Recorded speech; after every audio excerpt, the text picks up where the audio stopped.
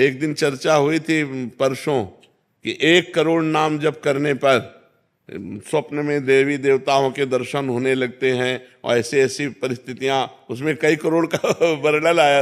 हाँ, तो हमें लगता है 13 करोड़ तक जिंदा रहेंगे कि नहीं रहेंगे। सबसे बढ़िया बात शरणागति की है, शरणागति की है।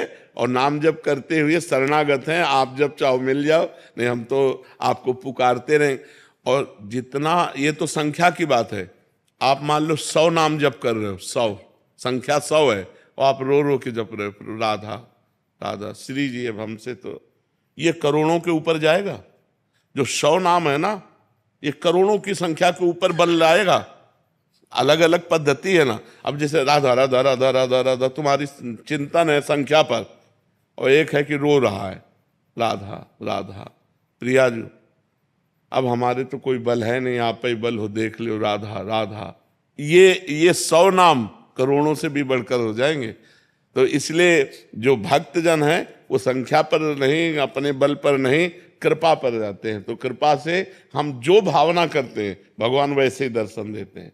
हमारी जैसी भावना होती वैसे ही भगवान हमें अनुभव में आते हैं। स्वप्न में दर्शन दिया है।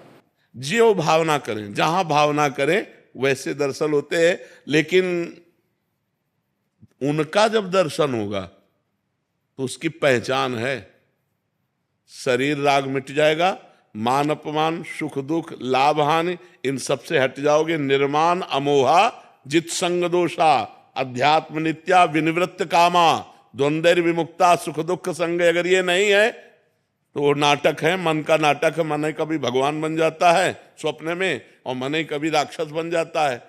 क्या भगवदाकार वृत्ति हुई? क्या मोह रहित हुई? क्या शरीर का राग नष्ट हो गया? क्या अभी मृत्यु का अवसर आने पर आप निर्भय रहेंगी? नहीं, तो भगवत साक्षात्कार लेंगे। और भगवत साक्षात्कार हो जाएगा तो कहेगा कोई हमें भगवत साक्षात्कार हो जाए। हाँ, करोड़पति नहीं हो तो आप जेब में सबसे बड़ा नोट निकालेंगे ये दिखाने के लिए कि मैं करोड़पति हूं। लेकिन करोड़पति हो तो गड्डी की तरफ हाथ नहीं जाएगा, फुटकर की तरफ हाथ जाएगा। उसमें भी जो कम पैसा, उसमें हाँ दिखाने की कोशिश करोगे। तो ऐसे जो भजनानंदी भगवत तत्व के ज्ञाता होते हैं वो ऐसे होते हैं जिनको आप जान नहीं सकते। वो कभी कह ही नहीं सकते कि हमें भगवत साक्षात्कार हुआ है। आज तक भगवत साक्षात्कार करने वाला कोई भी महापुरुष ये नहीं कहा कि हमें भगवत साक्षात्कार हुआ है।